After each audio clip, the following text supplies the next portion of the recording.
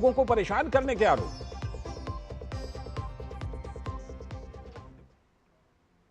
ये थे इस वक्त की हेडलाइंस। अब देखते हैं खबरों को विस्तार से, और सबसे पहले आज की खास चर्चा ही करेंगे, और वो खास चर्चा है कि अब बिहार में जो एसआईआर की फाइनल लिस्ट है वो आ रही है, क्योंकि बिहार में चुनाव की तैयारी लगभग पूरी हो चुकी है। अगले हफ्ते विधानसभा चुनाव का बिगुल बज सकता है, और आज चुनाव आयोग सघन पुनरीक्षण यानी एसआईआर की फाइनल लिस्ट जारी कर रहा है। एसआईआर से पहले कुल 7,89,69,69 मतदाता बताए गए थे, और मीडिया की खबरों की माने तो इस बार बिहार में 7.3 करोड़ वोटर्स के नाम शामिल हो सकते हैं, जिनमें 14 लाख नए वोटर्स जुड़ सकते हैं, युवा वोटर। तो चुनाव आयोग के अनुसार जिन वोटर्स का नाम अगर इस फाइनल लिस्ट में नहीं होता है, तो वो नॉमिनेशन की आखिरी तारीख तक अपने नाम जुड़वाने के लिए आवेदन कर सकते हैं। यानी अभी भी अवसर है, मौका है अभी भी। विधानसभा चुनाव का ऐलान होने से पहले आज चुनाव आयोग वीडियो कॉन्फ्रेंसिंग के जरिए बिहार के सभी जिलों के अधिकारियों के साथ चुनाव की तैयारी की समीक्षा भी कर रहा है। आयोग ने स्पष्ट किया है कि अंतिम वोटर्स लिस्ट आने के बाद इसे सभी जिलों में सार्वजनिक कर दिया जाएगा। अब तक जितने भी लोगों की शिकायतें आई हैं, उन्हें अंतिम सूची में एड्रेस करने का दावा चुनाव आयोग ने किया है कि उनकी शंकाओं का समाधान कर दिया गया। अब लेकिन बड़ा सवाल यह है कि बिहार में चुनावी हलचल के बीच एसआईआर को लेकर हर राजनीतिक पार्टी अंतिम सूची में नए वोटर जुड़ने और कटने की समीक्षा करेंगे। लेकिन एसआईआर के विरोध में बयानबाजी आज के बाद खत्म होने की उम्मीद है। क्या यह खत्म हो जाएगी? लेकिन बड़ा सवाल यह भी है कि पिछले महीने वोट चोरी जैसे मुद्दे चलाने वाली पार्टियां मतदाता सूची में कितने नाम जुड़वाने में कामयाब रही हैं?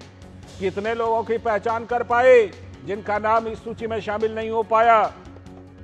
वजह अपने अपने हैं। बिहार में एसआईआर के बाद चुनाव आयोग ने अब पूरे देश में सघन पुनरीक्षण का ऐलान कर दिया है।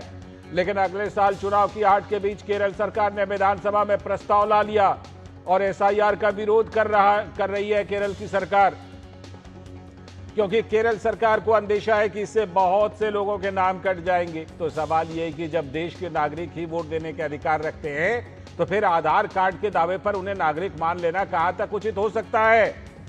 पिछले वर्षों में अवैध रूप से आधार कार्ड हासिल करने के साथ वोटर लिस्ट बनवाने में काफी तेजी आई है। खासतौर पर बॉर्डर के इलाके में तो यह समस्या बहुत जटिल बन गई है। ऐसे हालात में अगर एसआईआर निष्पक्ष चुनाव के लिए पुख्ता वोटर लिस्ट तैयार कर रही है, तो इसे दिक्कत क्यों है और क्या दिक्कत है? यह बड़ा सवाल है।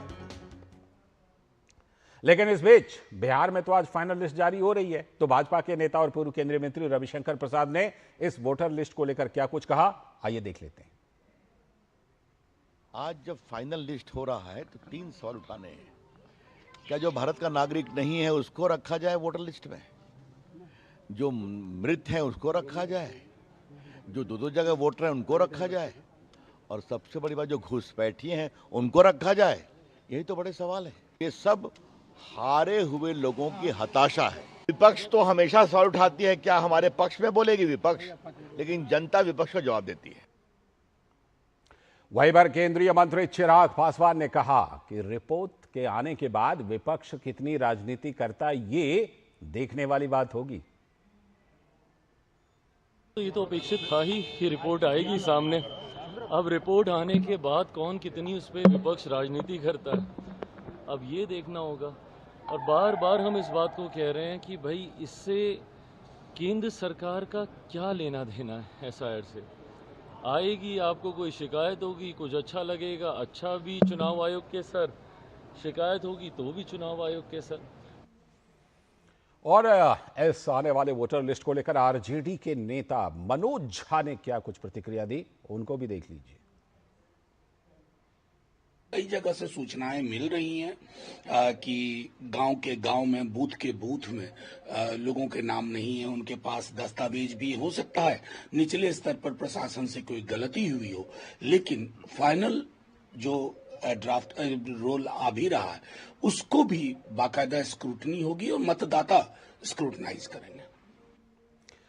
तो बिहार में आज फाइनल लिस्ट आ रही है और इसको लेकर सबके अपने अपने स्टैंड हैं। लेकिन एक बात तो बिल्कुल साफ है कि जिन लोगों ने हंगामा मचा दिया था एसआईआर को लेकर, अब लगता है कि उनके पास भी इसके खिलाफ कहने के लिए बहुत ज्यादा कुछ है नहीं, क्योंकि ये ऐसी शिकायतें लेकर आ ही नहीं पाए। आज इसी पर हम चर्चा करेंगे। हमारे साथ खास मेहमान भी जुड़ेंगे, लेकिन सबसे पहले हमारे साथ हमारे सलाहकार संपादक विनोद मिश्र जी जुड़े हुए हैं यहीं पर स्टूडियो में हमारे साथ। उनसे सबसे पहले चर्चा करता हूं मैं। विनोद जी, जिस तरह से कि हमने ये पूरा का पूरा अगर देखिए इस पूरे प्रोसेस को, अगर मैं कहूं तो करीब करीब मान के चलिए 2 महीना से थोड़ा ज्यादा ही हो गया होगा। अब जाकर के ये प्रक्रिया पूरी हो रही है और आज फाइनल लिस्ट आ रही है। अब जाकर जो प्रतिक्रिया दी जा रही है, जिन्होंने आसमान सर पर उठा लिया था, आपने देखा होगा क्या क्या नहीं हुआ। बात सिर्फ बिहार के लिए, पूरे देश में इसको लेकर हंगामा हुआ। क्या अब उनके पास इसके खिलाफ कहने के लिए बहुत कुछ है नहीं, क्योंकि जो उनकी बातें हैं वो तो यही साबित कर रही हैं। ये हंगामा की बात अगर आप लाल जी करें तो जो हंगामा सबसे ज़्यादा वोट चोरी और वोट अधिकार यात्रा पे आए थे बिहार जी, तो वो तो अपने विदेश में है। बिल्कुल। रही बात वैसे उनके बारे में कहना बड़ा मुश्किल है कब कहाँ है, तो विदेश में है। हाँ। रही बात कि दूसरा, तेजस्वी यादव जो एसआईआर को लेके उन्होंने इतनी तीखी प्रतिक्रिया दी कि उन्होंने कहा कि मुझे सोचना पड़ेगा कि इलेक्शन में पार्टिसिपेट करूं या ना करूं। वो सीधे सीधे बाइकआउट की धमकी दे रहे थे। आज आपने उनके प्रवक्ता का सुना कि ये समीक्षा हम करेंगे। अब सवाल है कि इस एसआईआर को लेके आज पहली बार ये एसआईआर तो नहीं हो रहा है बिहार में। इससे पहले भी 2003 में एसआईआर हुए थे, उससे पहले भी एसआईआर हुए थे, पश्चिम बंगाल में भी 2002 में एसआईआर हुए थे। लेकिन अब सवाल है कि सिर्फ इस एसआईआर को लेके इतना विरोध क्यों है। ये सघन पुनरीक्षण अगर है तो जाहिर सी बात है कि कोई समस्या तो जरूर हुई होगी कि वोटर लिस्ट में और जो वोटर्स के साथ साथ जो लगातार वृद्धि हुई है उसमें तो एक बार रिविजिट करना जरूरी था इलेक्शन कमीशन को। इसलिए उसने कहा है कि हम पूरे देश में इसको करेंगे। अब इस पूरे देश में करने के साथ ही ये आशंका और ये भ्रम की सियासत में अगर आज जो लिस्ट आ रही है कम से कम बिहार का, वो एसआईआर इनके सारे लोगों के सारे भ्रम और सारे शिकायतों को लगभग मुझे लगता है कि दूर कर देगी जी। क्योंकि ये पूरा लिस्ट में हमें और आपको समझना होगा लाल जी कि सुप्रीम कोर्ट के चेक एंड बैलेंस और इतने सारे चीजों के बाद इफ एंड बट आपने देखा होगा कई, मैंने सुप्रीम कोर्ट ने 10 राउंड के मुझे लगता है ये बहस हुई होगी। लास्ट में सुप्रीम कोर्ट के बाद आधार कार्ड भी जोड़ा गया था, अन्य जो 11 उसके ये थे मानक पेपर थे उसके साथ ये भी आधार भी जोड़ा गया था। तो इतने सारे होने के बाद अगर इलेक्शन कमीशन पुख्ता एक जो नागरिकता आप कह सकते हैं कि भारत के लोग वोट करेंगे, भारत के नागरिक वोट करेंगे, ऐसा पुख्ता लिस्ट आपके सामने में रख रहा है, तो फिर इस लिस्ट को लेके इतना हाई तोबा क्यों था, इतनी सियासत क्यों थी, इतने भ्रम क्यों फैलाए गए थे, ये सवाल तो लोग, बिहार के लोग खास करके जरूर पूछेंगे। बिल्कुल, ये सारे सवाल जो हैं वो बिल्कुल तैर रहे हैं बिहार की धरती पर। और बिहार की धरती पर आज जब फाइनल लिस्ट आ रही है तो लोग क्या सोच रहे हैं और राजनीतिक पार्टियां क्या तैयारी कर रही हैं। मधुरेश नारायण हमारे संवाददाता जुड़ चुके हैं पटना से सीधे। मधुरेश, आज ये जो फाइनल लिस्ट आ रही है इसको लेकर आम लोगों, राजनीतिक पार्टियों, राजनेताओं, उनमें से आपको कैसी प्रतिक्रिया दिखाई पड़ रही है इस फाइनल लिस्ट को लेकर? देखिए, एक तो आज सुबह से जो चुनाव आयोग है उसमें बैठकों का दौर चल रहा है और जो बैठक थी वो सुबह 10 बजे से शुरू हो गई। पहले पाली की बैठक खत्म हो गई है, दूसरे पाली की जो बैठक है वो दोपहर 2 बजे शुरू हुई है और इस बैठक में ज्ञानेश कुमार खुद वीडियो कॉन्फ्रेंसिंग से जुड़े हुए हैं और बिहार के 38 जिले के जो डीएम है वो इसमें जुड़े हुए। इसके अलावा पुलिस महकमे के जो आला अधिकारी हैं, एसपी, एसएसपी, इसके अलावा और भी जो आला अधिकारी पुलिस विभाग के, वो भी इसमें जुड़े हुए और बैठकों का दौर चल रहा है। दूसरी तरफ बात करते हैं जो राजनीतिक पार्टियां हैं उनकी, तो एनडीए की तरफ से निश्चित रूप से इसका स्वागत किया जा रहा है। एनडीए पहले से ही इसके समर्थन में थी। उसका कहना है कि जो घुसपैठिए थे वो साफ हो गए हैं और अब शुद्ध मतदाता जो सूची है वो जारी की जा रही है और शुद्ध मतदाता सूची स्वस्थ लोकतंत्र के लिए बेहद जरूरी है। तो निश्चित रूप से ऐसी प्रतिक्रिया एनडीए की तरफ से आ रही है। और जहां तक बात करें महागठबंधन की, तो महागठबंधन की तरफ से अभी कोई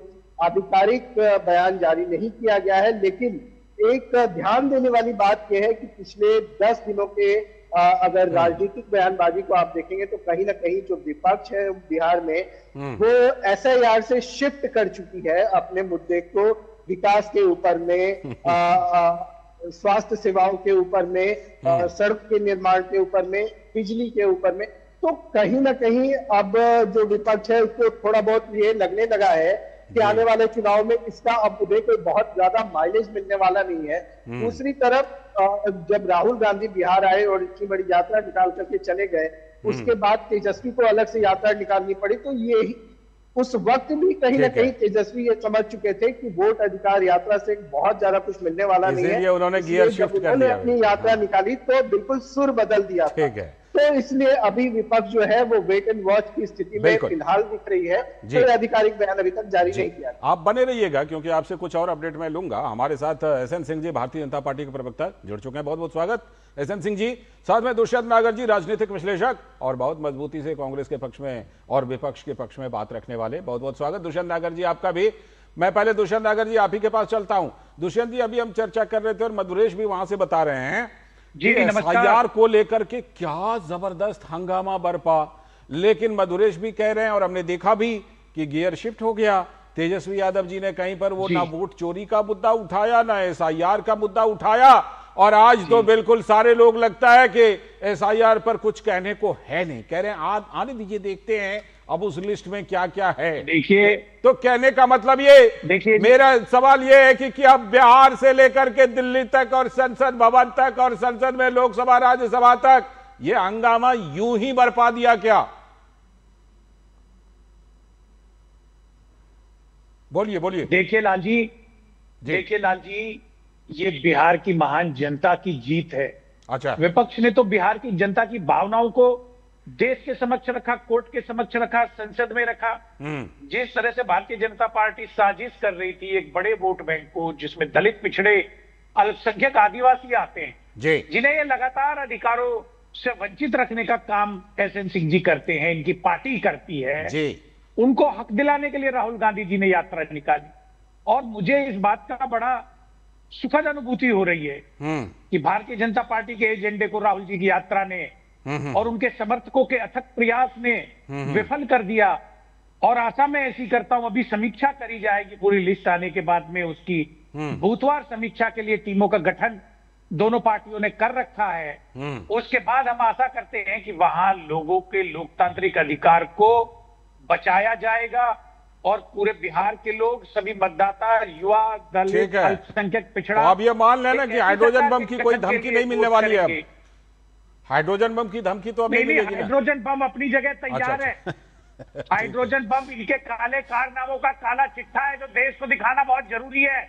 किस तरीके से इन्होंने लोकतंत्र को कमजोर करने का काम किया। महादेवपुरा की सीट के ऊपर एक विश्लेषण आदरणीय नेता प्रतिपक्ष जी ने देश के समक्ष जो रखा है, उसी कड़ी में आगे बहुत सारी अनियमितताएं हैं जिनको वो उचित समय पे जनता के समक्ष प्रदर्शित करेंगे। ठीक है, ठीक है एसएन सिंह जी। एसएन सिंह जी, आज फाइनल लिस्ट आ रही है एसआईआर की।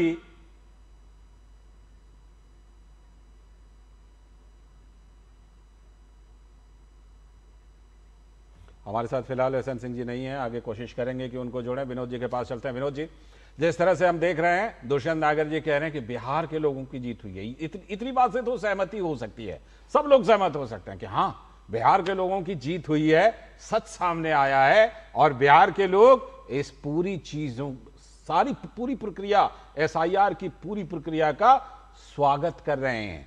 ये मधुरेश भी वहां से बता रहे हैं। इसलिए कम से कम दुष्यंत जी की इस बात से तो सहमत हो ही सकते हैं कि बिहार के लोगों की जीत हुई है। विनोद जी, ये जो बिहार के सच में लोग हैं, फर्जी वाले नहीं, फर्जी वाले लोग नहीं, बिहार के सच में जो जेन्युइन लोग हैं उनकी जीत हुई है। विनोद जी, मैं दुष्यंत जी के जानकारी को ये नहीं बताऊंगा कि इनकी जानकारी कम है, लेकिन मैं दुष्यंत जी को थोड़ा करेक्ट तो जरूर कर सकता हूं। जो स्टेटमेंट वो बता रहे थे दुष्यंत जी, 1 अगस्त को ही चुनाव आयोग ने एक तरह से वो ड्राफ्ट लिस्ट जारी की थी जी, और उस ड्राफ्ट लिस्ट में 65 लाख लोग जो थे वो उस सूची से बाहर थे। इसी को लेके आपकी ये प्रॉब्लम थी, आपने सुप्रीम कोर्ट तक ये दौड़ लगाई, 12 से 15 वहाँ याचिका डाली गई थी कि इतने लोगों के नाम कट गए, ये सारे जेन्युइन वोटर हैं, वो वोटर्स जो है वो एक गवर्नमेंट जो है मोदी सरकार के इसमें दबाव में इलेक्शन कमीशन हटा रही है। मेरा सवाल ये है कि आप कम से कम उस वोट अधिकार और वोट चोरी वाले लोगों से पूछते कि उसमें से कितने नाम आप ढूंढ के लाए जिसमें चुनाव आयोग ने उसको बाकी उस लिस्ट से हटाया था, और कितने नाम आप पिछले 1 महीने में जुड़वा पाए। ये तो कम से कम आप लोगों के सामने में रखेंगे कि आपके इस वोट अधिकार यात्रा के कारण, सुनिए, आपके वोट अधिकार के यात्रा के कारण इतने लोगों को हमने शामिल करा लिया। ये प्रयास करने के बजाय आपने सीधे सीधे गोल पोस्ट चेंज किया है। जैसे आपको लगा कि इस बिहार के एसआईआर का कोई रिएक्शन जनता के तरफ से नहीं आया, क्योंकि जो भी जेन्युइन वहां वोटर है उनको लगा कि हमारा वोटर तो लिस्ट में से गायब नहीं है। कोई बिहार के लोग, इतने बड़े बिहार के 38 जिले हैं, 7.5 करोड़ के आसपास वोटर्स हैं, किसी ने यहाँ तक किसी चौक पे या चौराहे पे आके जाम लगाया कि हमारे वोटर, हमारे गाँव के लोगों का वोट कटा है? तो फिर ये कौन वोट है भाई? ये लोग तो बिहार में ये जानना चाहेंगे। सुप्रीम कोर्ट ने तो 15 नामों की चुनौती दी थी। ये लोग तो जानना चाहेंगे आखिर वो कौन वोट थे। 15 नाम ले आइए। देखिए मैं आपको दूर की बात कर रहा हूँ, आप दूर की बात कर रहा हूँ दुष्यंत जी। ये समझने की कोशिश कीजिए कि पिछले वर्षों में 15-20 साल में देश की आबादी से ज्यादा फेक वोटर आईडी और फेक आधार कार्ड की बढ़ी है आधार कार्ड तो 100 के मुकाबले 140 बॉर्डर इलाके की प्रॉब्लम है, और आप लोग इसको सियासत में आप देश की समस्या बढ़ा रहे हैं। ये एसआईआर ने कम से कम आपको एक फुल प्रूफ ये दिया है डॉक्यूमेंट के साथ। ये 11 पेपर ने आपको एक तरह से स्क्रूटनी किया है, और आप लोगों के बीच में भ्रम फैला रहे हैं ये एनआरसी है। आज आप केरल में चले जाइए, वहां असेंबली में उसके खिलाफ प्रस्ताव ला रहा है, वो कह रहे हैं ये एनआरसी है। ये मैं कह रहा हूं आपको थोड़ा सा देश के हित में सोचिए। लौटता हूं दुष्यंत जी लौटता हूं, जरा एसएन सिंह जी जुड़ गए, उनका जवाब ले लेते हैं, फिर आपके पास आता हूं। दुष्यंत सर आता हूं, एसएन सिंह जी जुड़ गए। एसएन सिंह जी बताइए, इनका कहना है कि बिहार के लोगों की जीत हुई है, इतना तो कम से कम आप भी स्वागत करेंगे कि हाँ बिहार के जो सही असली लोग हैं उनकी जीत हुई है इस पूरे प्रोसेस में, एसआईआर में। एसएन सिंह जी नहीं, देखिए हमेशा सत्य ही जीतता है और झूठ हार जाता है। राहुल जी तो बुरी तरह से परास्त है, वो जनता ने भी परास्त कर दिया और एसआईआर के मुद्दे पे भी परास्त हो गए। देश में तो परास्त ही हैं, मुझे लगता है पार्टी में भी परास्त है, और जो सहयोगी हैं उन्होंने तो परास्त करते हुए अपनी अलग से यात्रा निकाल दिया। तो सत्य की ही जीत होती है, इसलिए भारत में कहा जाता है सत्यमेव जयते, और जो भारत की विचारधारा का नहीं होता है वो इस बात को नहीं मानता। इनको एक आंकड़ा दिखाइए भाई, 7 करोड़ 89 लाख वोटर थे, अब 7 करोड़ 30 लाख वोटर हो गए। चुनाव आयोग ने कहा कि भाई 65 लाख वोटर जो है मतदाता वो नहीं है, 22 लाख मृत पाए गए थे, 35 लाख विस्थापित हो गए थे, 7 लाख जिनका 2 जगह नाम था। तो चुनाव आयोग ने भी कहा, सुप्रीम कोर्ट ने भी कहा, और आपके जिम्मेदार चैनल के रिपोर्टर ने भी बार बार पूछा कि भाई अगर कोई ऐसा व्यक्ति है जिसको का वैधानिक अधिकार है वोट डालने का, राहुल गांधी जी का भी दरवाजा खुला हुआ है, परिचित हो तो आप जाइए ना, लेकिन बता नहीं पाए। हाँ बोलिए, नतीजा देखिए क्या हुआ। नतीजा ये हुआ कि 16 लाख लोग नाम जोड़ने का आवेदन किए फॉर्म 6 में, 36,000 लोग दोबारा कह रहे हैं कि हमारा नाम जोड़िए, और 2,70,000 स्वयं कह रहे हैं कि हमारा नाम काट दीजिए। अब एसआईआर की प्रक्रिया पूरी हो गई है। जितनी वोटर लिस्ट है उसको सभी जिला अधिकारी कार्यालय में, जिला निर्वाचन कार्यालय में, यहाँ तक कि जो कांग्रेस पार्टी के प्रवक्ता बैठे हैं, अगर किसी पार्टी के हैं तो निश्चित तौर पे इनके भी कार्यालय में उपलब्ध कराया जाएगा। इसीलिए कहा जाता है ना कि सत्य में जयते, सत्य जीत जाता है, झूठ की हार हो जाती है। मैं लौटता हूं, लेकिन अभी पूरे देश के लोग और बिहार के लोग ये जानना चाहते हैं मधुरेश कि एक चुनाव आयोग बैठकों पर बैठकें कर रहा है, लोगों को इंतजार है कि कब ऐलान हो जाएगा कि बिहार में चुनाव का बिगुल बज गया, और क्या सब लोग जो अनुमान लगा रहे हैं कि बिहार में 2 या 3 चरणों में चुनाव रखा जा सकता है और छठ पूजा के ठीक बाद पहले चरण की वोटिंग हो सकती है। बताइए क्या कुछ वहां आपको जानकारी मिल रही है? जो मुख्य चुनाव आयुक्त है वो 4 तारीख को बिहार आ रहे हैं, और उसके बाद फिजिकल बैठक वो करेंगे 4 तारीख और 5 तारीख को मुख्य चुनाव बिहार में। इसके बाद समझा जा रहा है कि 6 तारीख या 7 तारीख की शाम को जो चुनाव है उसकी घोषणा की जा सकती है। पूरे बिहार में अभी तक का जो ट्रेंड रहा है वो 4 से 5 चरण में एवरेज टाइम चुनाव हुआ है। लेकिन इस बार समझा जा रहा है कि 2 से 3 चरण में चुनाव कराया जा सकता है। 22 नवंबर से पहले बिहार में सरकार का गठन करना जरूरी है। 22 नवंबर तक इस सरकार के कार्यकाल का वक्त है, तो इससे पहले सरकार का गठन हो जाएगा। अगर आप कंसिक्वेंसेस देखेंगे तो दिवाली के तुरंत बाद छठ है, और छठ के समय ज्यादातर जो प्रवासी जो बिहार के बाहर है वो भी यहाँ पर मौजूद रहेंगे। तो ऐसे में अगर छठ के बाद पहले चरण का मतदान होता है तो बड़ी संख्या में जो मतदाता है वो इस लोकतंत्र के महापर्व में शामिल हो सकेंगे। बहुत, ये तो ये दोनों महापर्व एक साथ, छठ भी बिहार का महापर्व है और लोकतंत्र का महापर्व चुनाव भी हो रहा है। लेकिन इन सब के बीच दुष्यंत नागर जी, ये क्या हो रहा है? लोगों की आंखों में धूल झोंकने का काम केरल सरकार क्या कर रही है? एसआईआर पर अधिकार ही नहीं है राज्य सरकार को। अब विधानसभा में फर्रे प्रस्ताव जो है वो पारित कर रही है। ममता बनर्जी ने यही काम किया था, सीएए लागू नहीं होने दूंगी है, और लोकसभा चुनाव से पहले कहा कि नहीं ये हमारे वश में नहीं, दिल्ली में सरकार बनवाइएगा तब जाकर होगा। इस बीच में सीए में 2024 तक का एक्सटेंशन भी हो गया, कहीं कोई आवाज नहीं। ये बताइए कि क्या केरल सरकार उसी तरह से धूल झोंकने का काम कर रही है एसआईआर पर प्रस्ताव पारित करके, जैसे ममता बनर्जी करती रही हैं ऐसे मामलों पर? देखिए, राज्य सरकार को बेशक संवैधानिक अधिकार ना हो ठीक चुनाव आयोग के कार्य में हस्तक्षेप करने का केंद्रीय चुनाव आयोग के में, लेकिन वो एक प्रस्ताव पारित करके राज्य की जनता की भावनाओं से महामहिम राष्ट्रपति को, माननीय न्यायालय को और स्वयं चुनाव आयोग को सूचित तो कर सकता है। तो उन्होंने सही कदम उठाया है, भावनाओं को व्यक्त कर रहे हैं, ये भी एक तरीका है लोकतंत्र में। राज्य की विधानसभा ने प्रस्ताव पारित करके भेजा है महामहिम राष्ट्रपति महोदय और संबंधित जो संस्थान है, संवैधानिक संस्थान, इस पर निर्णय करें और केरल के लोगों की जनभावनाओं का आदर होना चाहिए। देखिए जी, मैं बहुत बड़ी बड़ी बातें कर रहे थे हमारे मित्र एसएन सिंह जी, मैं इनसे पूछना चाहता हूं, चंडीगढ़ से लगा के और कर्नाटक तक चुनाव आयोग के कर्मियों के द्वारा की गई गड़बड़ियों को लोगों ने स्क्रीन पे देखा है और श्री राहुल गांधी जी ने दिखाया है, देश के समक्ष रखा है।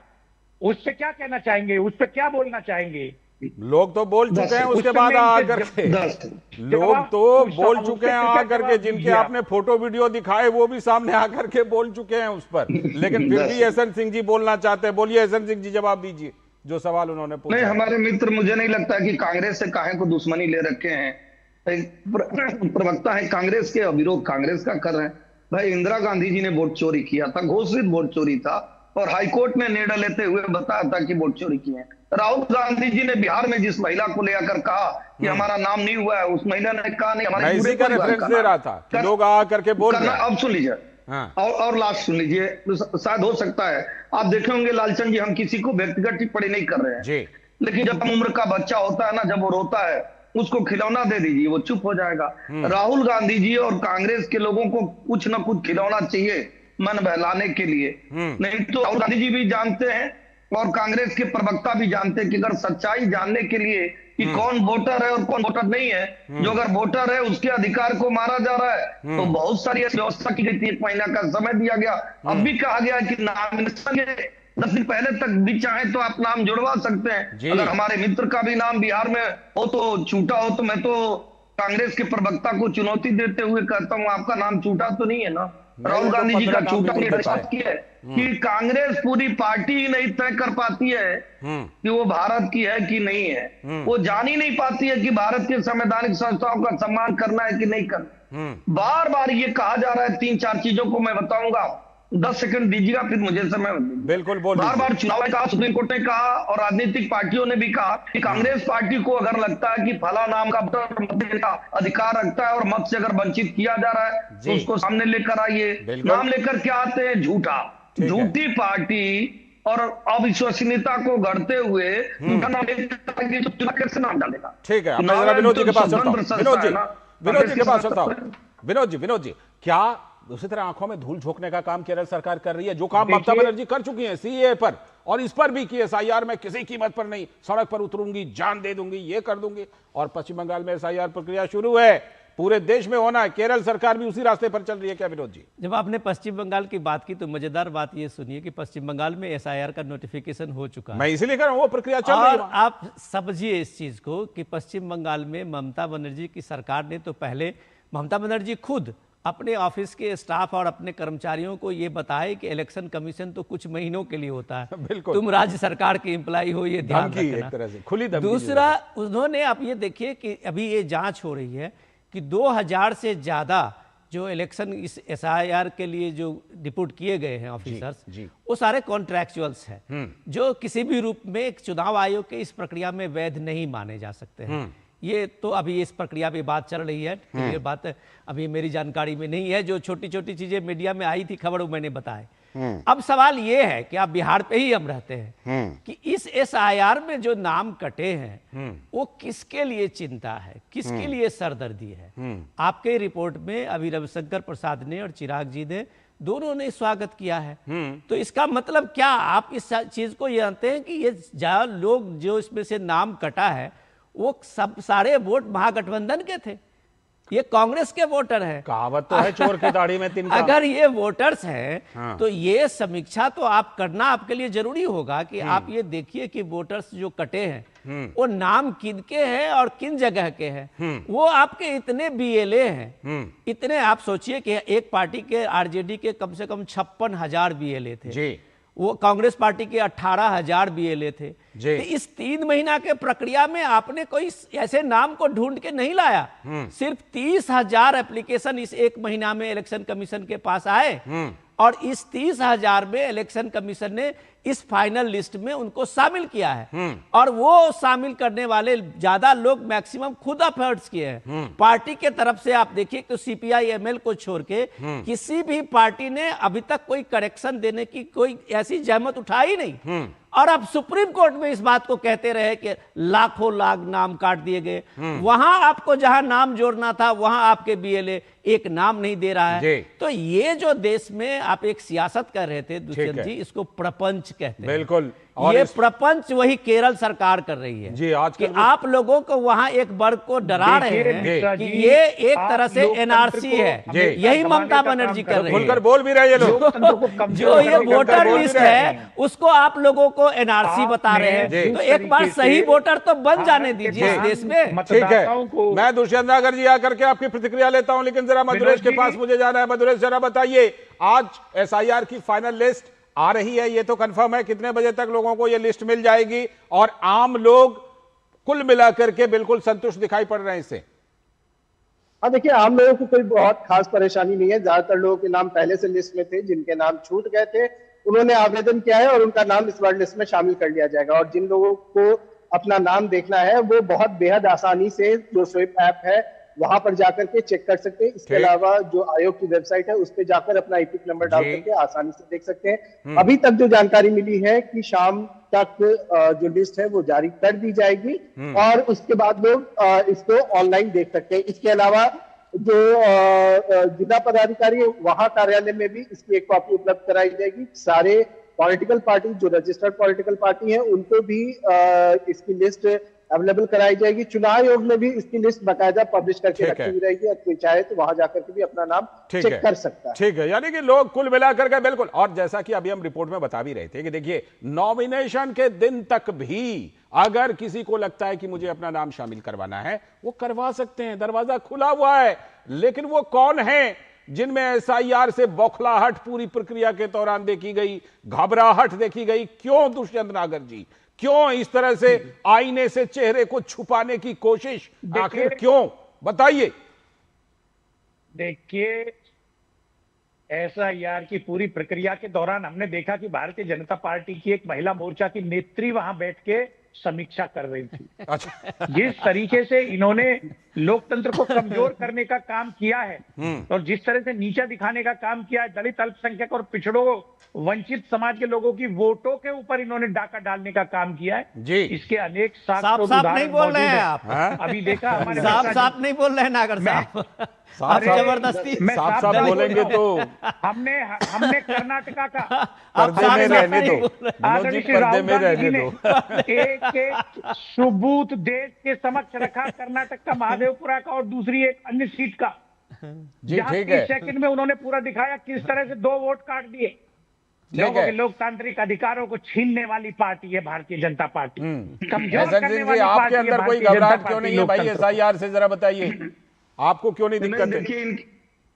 इनकी पार्टी के सज्जन सिंह वर्मा और जीतू पटवारी जी ने बड़े अच्छे बात कहा था, और मैं तो कह रहा हूँ तुलसीदास जी को लोग पढ़ते नहीं है। उन्होंने तुलसीदास जी ने भी लिखा है, सचिव वैद गुर तीन जो भी बोले भया, राज धर्म धन तीन कर होई बेगीनाथ। उन्होंने कहा था अभी जीतू पटवारी ने कि अब चुनाव आयोग को छोड़ के ईवीएम पर आ गए थे, अब ईवीएम को छोड़ के एसआईआर पर आ गए। चलो भाई, कर्नाटक के मंत्री ने भी खुलासा किया। इनको ध्यान देना चाहिए कि शायद वो कांग्रेस पार्टी के विचारधारा में, ना कि ईवीएम में और एसआईआर में। ये तो सच है। देखिए, एसआईआर में कोई गड़बड़ी नहीं है और ईवीएम में भी कोई गड़बड़ी नहीं है, जबकि जनता में भी कोई गड़बड़ी नहीं है।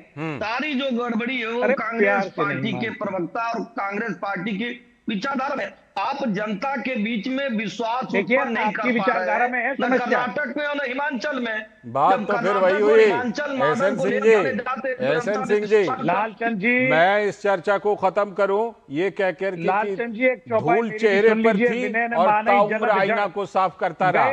वो जो एक शेर है ना, कहीं ऐसी वाली बात तो लागू नहीं है। दुष्यंत नागर जी कुछ टिप्पणी करना चाहते हैं, चलिए जल्दी से कर दीजिए।